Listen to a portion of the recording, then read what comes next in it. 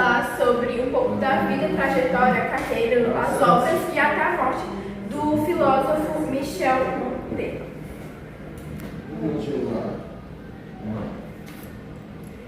Eu posso apresentar assim com a tela funcionando? Pode, sem problema. Tio, eu vou falar agora quem foi Michel Montaigne. Ele foi um filósofo, ele foi jurista, político e escritor francês, e ele foi humanista. Ele foi um dos principais humanistas da França. Ele é francês, ele nasceu em 1533 e ele é humanista porque ele tinha essa visão de colocar o humano no centro do mundo. A gente pode observar isso nas obras dele que eu vou falar daqui a pouco. Bom, eu vou falar um pouco da trajetória dele. O Michel, ele nasceu em berço de ouro, a família dele era rica e nobre, e aí ele sempre teve uma vida muito confortável. Quando o pai dele morreu, o pai dele deixou toda a herança dele para ele, inclusive o cargo do pai dele no parlamento. Então, ele substituiu o pai dele no parlamento, então ele sempre teve esse nível de família nobre, rica. E aí, quando o pai dele morreu, ele assumiu o cargo no parlamento.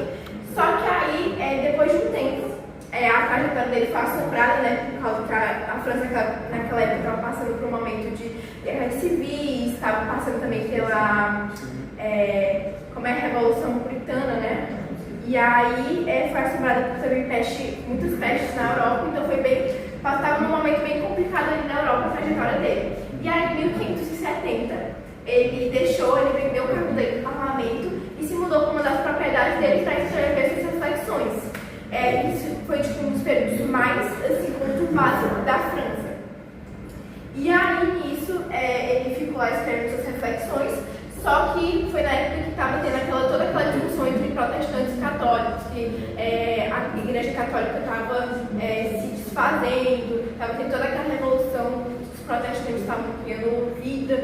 E aí, por esse motivo, esse afastamento dele do cargo do parlamento não durou muito tempo. Ele teve que voltar para o parlamento por causa dessas confusões políticas, porque ele tinha muitos compromissos. Então, esse retiro que ele tirou para escrever essas reflexões não durou tanto tempo. Mas aí, em 1580, 10 anos depois, ele escreveu e lançou a primeira edição do seu livro Ensaios, que foi constituído a primeira edição em 2 livros e foi dividido em 94 capítulos. Aí, 2 anos depois, em 1582, ele lançou a segunda edição. E em 1588, ele lançou a terceira edição do Ensaios. Esse livro que ele lançou foi muito importante, porque ele era um livro que o Michel, ele se colocava como o próprio personagem. Era tipo meio que o livro, ele era meio que o personagem principal, foi um livro inspirado nele. E aí, o humano era o centro do livro. Era um livro muito humanista, onde o humano era o centro. Então, ele trazia muito essa ideia da natureza humana, sobre guerra, sobre amizade, amor, liberdade. Ele trazia todos esses temas que são muito característicos da natureza humana. E aí, o livro dele, Ensaios, ele foi absorvido como um espelho da cultura clássica. E ele se tornou um dos livros mais influentes e importantes do renascentismo. E aí, é isso. Ele também renovou meio que o olhar da Europa naquela época em relação, a esses temas.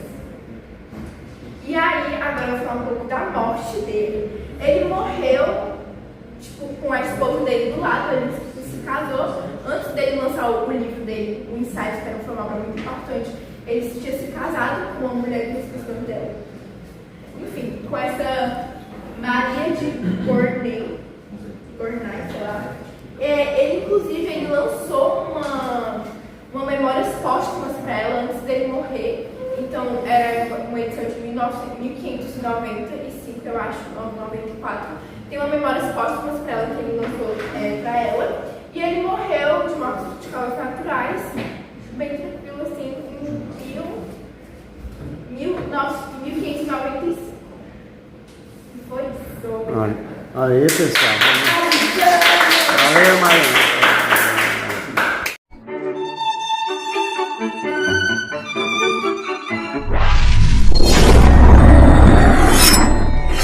Filosofia Records Productions.